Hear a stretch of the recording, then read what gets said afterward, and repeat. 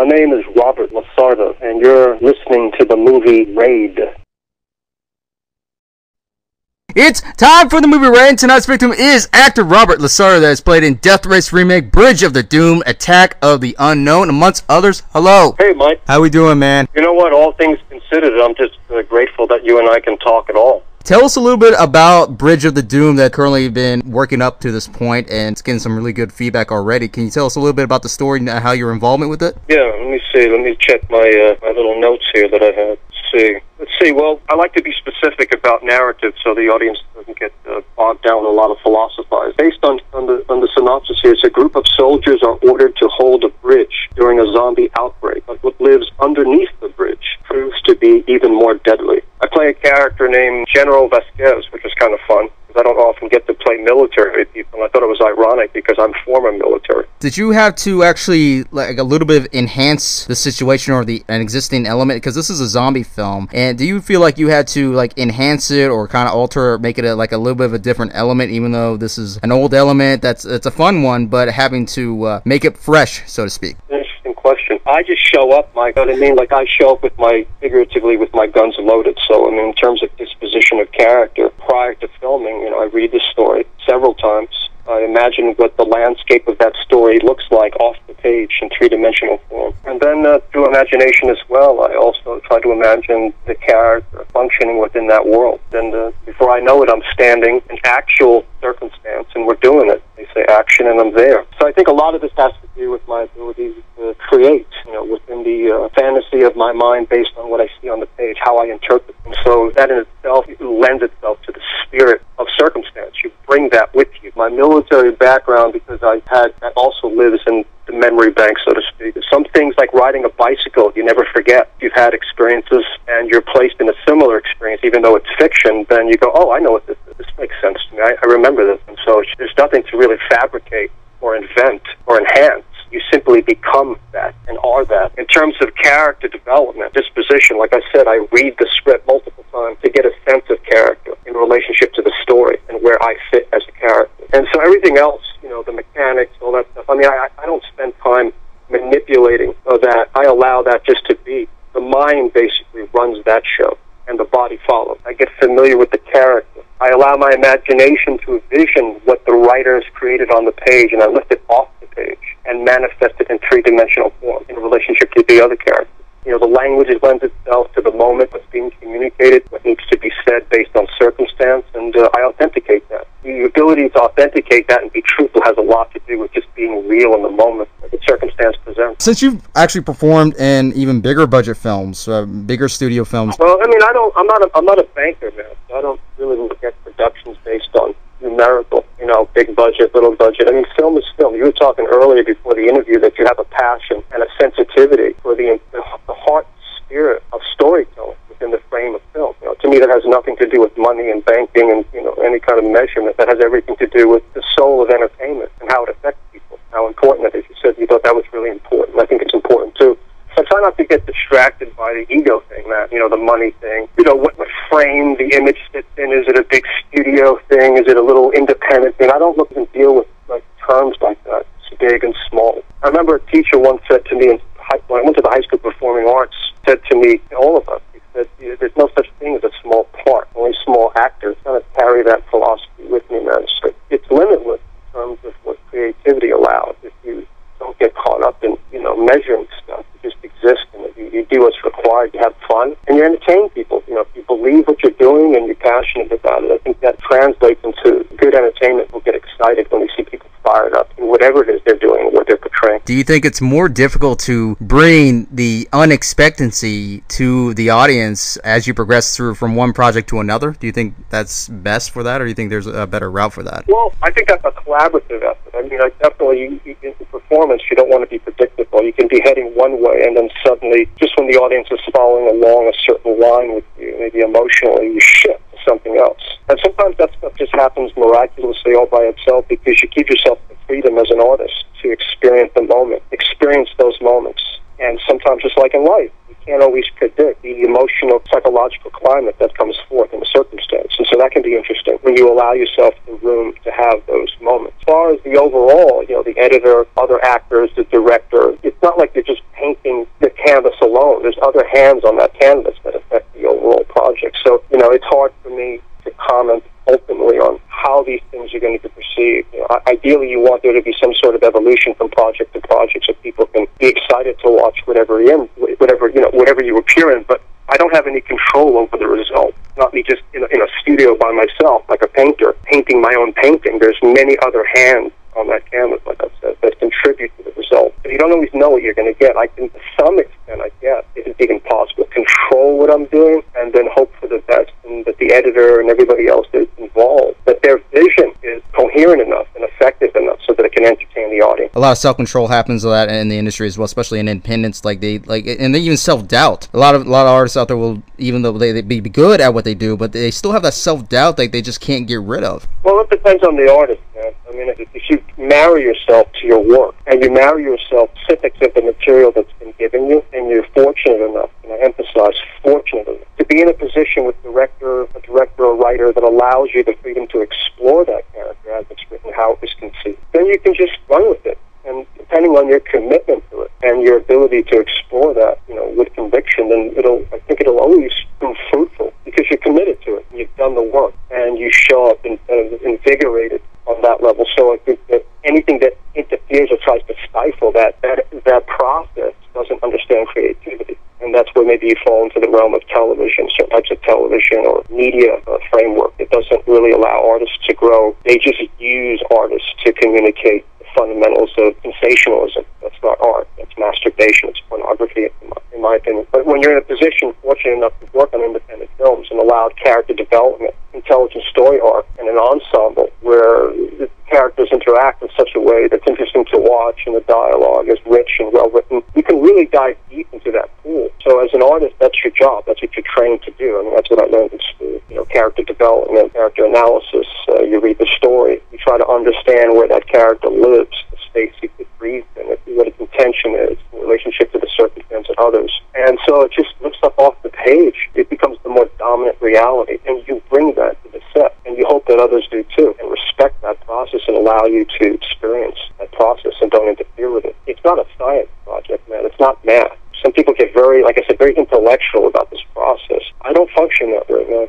To me, it's a spiritual journey. Would you say characterization of integrity is more or less refined on performance in a film, especially filmmaking today, or do you think it is rapidly changing as we go throughout the year? That's a tough question to answer. I feel that kind of a hopeless situation in terms of content being questionable. What I mean by questionable, I mean sometimes wonder if why people are making movies. What's the motive? Because some of it's just so vapid. You don't feel there's any soul or heart in what's been made. It just seems to be just mechanism of manipulation to get results. Just when I think that it's over, I'll see a movie, I'll watch something, and I'll be, and I'm inspired. Whether it's 10 years ago, 20 years ago, 30 years ago, even what people perceive as the golden age of Hollywood, there were still what people called B-movies. There were still maybe what some might call, I wouldn't call them that, but some might call substandard product. Like, you had studio movies, you had the big studios that cultivated and built careers for, their chosen few. And then you had maybe other actors that maybe weren't as celebrated in media as much, that performed and appeared in other films that were low budget, that were interesting to watch. Maybe some were good, maybe some were not so inspired. So I think, to answer your question, I think just like then as now, you're going to see crap, and you're going to see stuff that's just being put out to make money. It has no real interest in elevating consciousness or inspiring the people. It's just there to distract you for an hour and a half. And then there's others I feel that really have something to say. There are filmmakers, writers, people that collaborate that want to say something and use the medium to do it. And you can tell and so I still see evidence of you asked me about the issue of integrity. I still think that there's plenty of integrity out there in terms of that collaboration. It's sometimes difficult to get it out because of the politics play and the money games that are required to get a movie off the ground, specifically the finance, and not everybody always agreeing on the final vision. It's a hopeful situation regardless of what people might think, because like I said, just when I feel like it's over and vapid industry, I'll watch several movies in a row and I'm like, wow, that was fantastic. Whoa, I didn't see that coming. Whoa, wow, and I'm re-inspired all over again. I think we're good. part of the problem could also be canceling out self-identify as an artist as well, and during all this as well? Mike, you know what? I think this is where perseverance comes into play. I don't want to sound all hokey and stuff, and pie in the sky about it. I've been making my living at this now for over 32 years. So what I've noticed is, for me, and this is just my trip. I'm not saying this has to apply to anybody else. It may not be applicable to anybody except me, because it's a very personal journey. But what I've noticed is an evolution through time. It can be painful, it can be fruitless at times. You can look at results of your work or the so-called collaboration that you're involved in and wonder, what were they thinking? And in terms of film, product, and the quality of it. I don't think any artist, performer, actor, whatever you want to call it, goes into it being a bad movie. I want to turn in a terrible performance. I don't think anyone in their right mind goes in with that notion. I think that ideally you want to be a part of something that makes impact, not necessarily from the point of view of ego, like, look how great I am. It's more about paying tribute to the art form itself, so that as an artist you can look at it objectively and go, wow, I participated with some other people in putting something together that I feel proud of, because other people can watch this, be inspired by it, its story, etc. The difficulty is that, like I said earlier, you don't have control over that always. You only have control of your own ability to authenticate what they allow you to do. And there's all these other people. And so I think the answer to your question is perseverance, like I said earlier. You have to continue regardless of the result. You have to continue to show up and do the best work you can, regardless of what the circumstance may point to, and hope for the best, because occasionally you turn and look and go, wow, this is a good film. Every now and then, you work, hoping that this one moment, try to string together these maybe one or several moments where you can look at it and go, wow, that was beautiful. I love that. And so maybe that's as good as it gets. I don't know. I think that if you get too hung up on the result, can become discouraged and say, what's the point, and give up. I don't know if that's the answer. I don't know how helpful that is.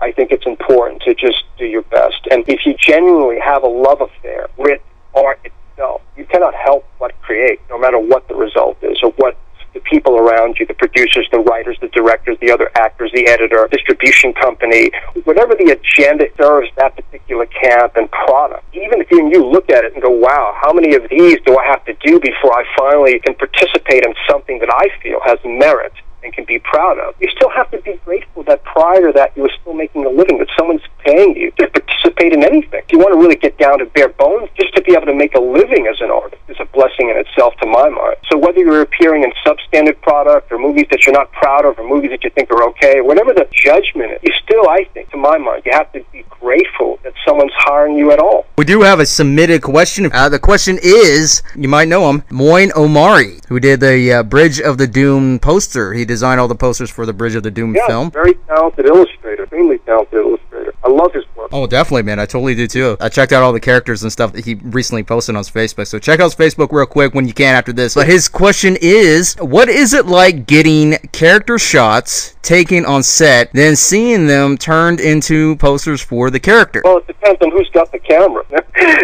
Some people can make you look real good. Other people, you curse the day. But in this case, Moheen, he's extremely talented. I hope I pronounced his name right. It makes you look really good. A vanity, man. I'm speaking to vanity right now. Just like what I'm seeing, not just my own reflection, my own narcissist trip. When I look at all the people that he's photographed for Attack of the Unknown, Bridge of the Doom, I'm really impressed with how he brings those characters to life and animates them in a way that makes it exciting to look at and gives them a quality they may not necessarily have without the magic that he does. So yeah, I'm very impressed. But I find that the challenge with a photo shoot on set, for me, is difficult, because when they say, okay, Robert, stand here, hold this, it feels artificial. I like when people take pictures of me when I'm not looking, possessed by the disposition of character, and so there's no self-referencing going on. I'm not watching me stand there, take the picture. When I'm enveloped by the circumstance or character, there is no witness to what I am. It just happened. And sometimes you get the greatest photos like that. The real challenge with a photo shoot is that you have to kind of self-impose hypnosis, where you've got to go there again within this very artificial setting in front of a green screen or whatever you have to stand in front of while they're taking the pictures, and recreate the circumstance without anybody really being there. There's no other actors there. It isn't the heat of the moment. You've got to do that internally all by yourself, and that can be, I find, very challenging. I can do it. I just don't feel necessarily that I'm not always happy how that appears. disappears. But then with Moeen, he still can take it and make it into magic. So I think that's why I call him an exceptional photographer. You want to plug in any websites or anything we can check out right now, or anything else you care to? No, I'm not big on websites, but I will like to mention a couple of people and a couple of films. Big thank you out there to Michael Mahal and Sonny Mahal for believing in me and allowing me to portray a character that I don't think anyone else has given me the opportunity to portray. So I'm really grateful to Michael Mahal and Sonny Mahal for believing in me, and Michael Sue, who directed Bridge of the Doomed, extremely talented cinematographer and / director. It's a pleasure to work with him. It's a great team to be associated, and I'm just grateful to work with them. And then, so the films are Attack of the Unknown. Keep an eye out for Attack of the Unknown, directed by Brandon Flagel, great director. It's a pleasure to work with him. And my friend Richard Grieco, it was a pleasure to work with Richard on Attack of the Unknown. Sweetheart, great guy, great actor. And Bridge of the Doomed, fantasy for me, I'll admit this, that I've always been a big fan of Michael Pare. So it was a real honor and pleasure to work opposite of Michael Pare and Bridge of the Doomed. That was a dream come true for me. Great experience. And another film I want to plug is called The Talking Tree, directed by Ricky Borba. It's a Christmas movie, a kind of spirited piece, uplifting story of hope, reclamation. A little bit different than some of the stuff that I appear in. I'm really excited to be involved in that. Stars Sally Kirkland, Doug Hutchinson from The Green Mile, Todd Bridges, George Slut, I think is his name. Talking Tree, that'll be out Christmas. So I'm really excited to be a part of that as well. And there you have it, everybody. That is actor Robert LaSardo.